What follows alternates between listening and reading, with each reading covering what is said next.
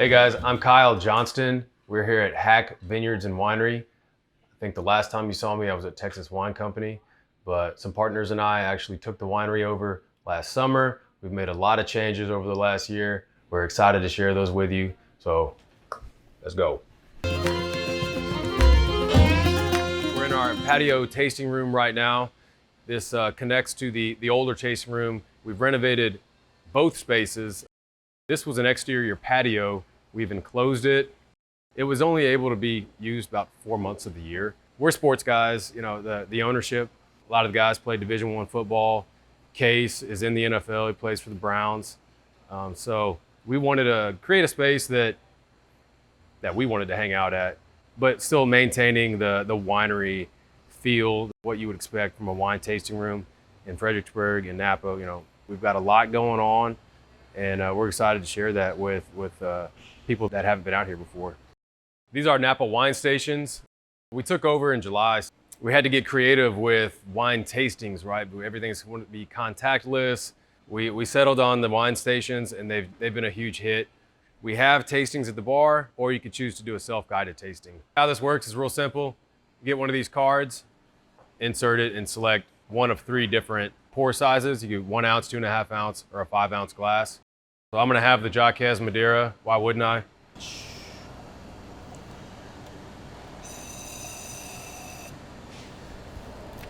People love these machines, really. They end up being like kids in a candy store. It's fun because it kind of reduces traffic and flow at the tasting room bar, and it just gives people a little more independence when they're here.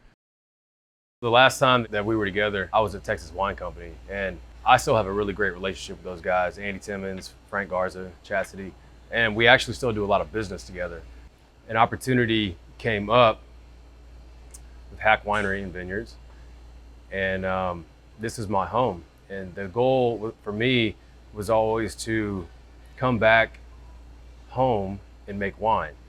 My brother's college roommate, Austin Elrod, reached out to me and said, hey man, why don't we start a business plan for doing something in the Houston area? In February of last year, he reached out to me and said, hey man, I think Haak Winery is for sale.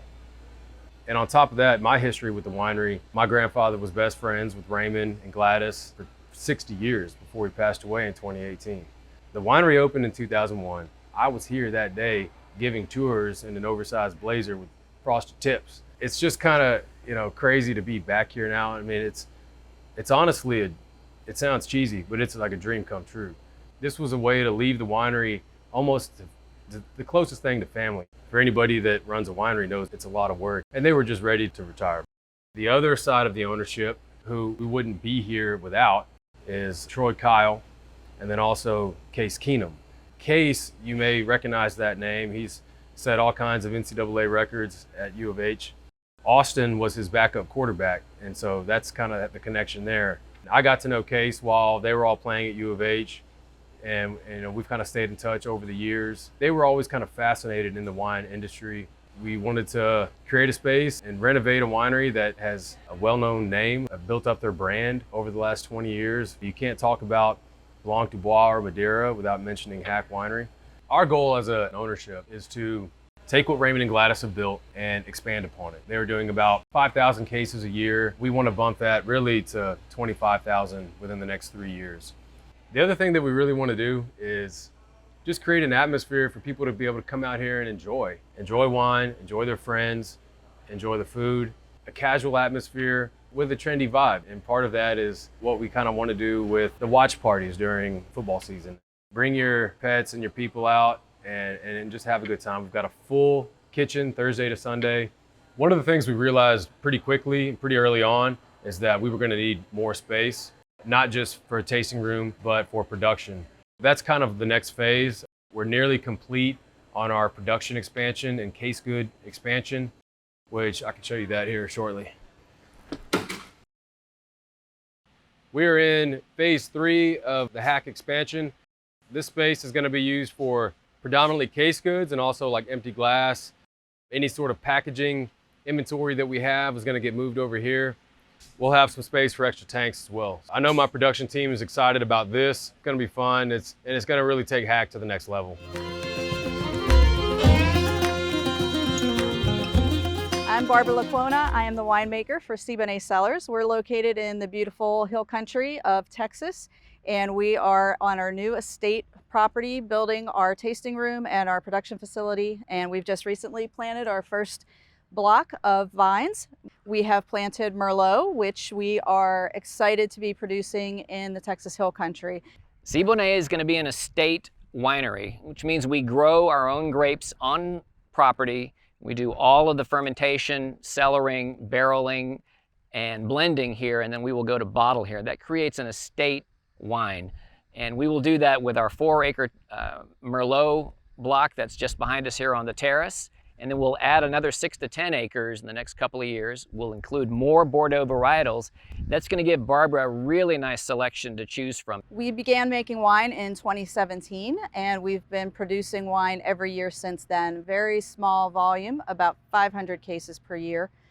But now, as we embark on this new facility on this property, we will be able to increase our production to about 5,000, maybe 10,000 cases. Well, we chose this site for Siboney Cellars for many reasons. One, it's naturally beautiful. It's also a great site for hill country wine. The elevation change is about 100 feet as you enter at the gate and rise all the way up to the highest point. Here we're at about 1,475 feet elevation. The wind comes right into my face here, right from the south, and it blows down the hill through the vines. So the rows of the vines are oriented with the wind. It's a north-facing slope there, so everything is favorable to moderate the natural vigor that you're going to get. There's inexpensive, mass-produced wine, and then there's handcrafted wines that actually have soul and a sense of place. That's what we want to show in Texas, that we can produce those wines and actually have a taste of Texas from the vineyard where the wines are made. As you look at the winery, from left to right, we actually have built a loading dock in place there. So grapes are going to come in. We'll bring them into the loading dock. On the left side there, we'll crush out on the crush pad there, and then Barbara will take them into the production area. We're going to have tanks along the perimeter and a catwalk there, so you'll have a nice capacity for anywhere from 5,000 to 7,500 cases on site.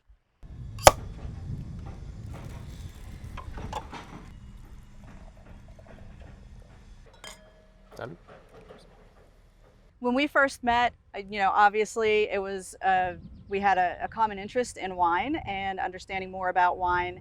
And from there, we just hit it off. We had a couple of aha moments, and that we both eat meat, and we both played golf, and we both loved wine. So we decided that that was a great start. It's a good trio, We were married in 2008, and that was the same year I was accepted at a program in Bordeaux, and it was taught in English. And I said, Barbara, we're married, but they said yes. And you said you should take it. Go to Bordeaux. I'll come visit. I did. That worked out. So I did a marketing MBA program in wine country in Bordeaux. We visited and tasted everything we could there. So that's been part of our passion, is the interest in fine wines, but it's really the sense of place. It's true. I mean, winemaking begins in the vineyard, so it was very important for us to have our own vineyard and our vines so that we can make estate wines. It's obviously a lot of work, working in the vineyard, working in the winery, working in the tasting room. But that's the complete package. That's what we're here to do, to express Texas wine.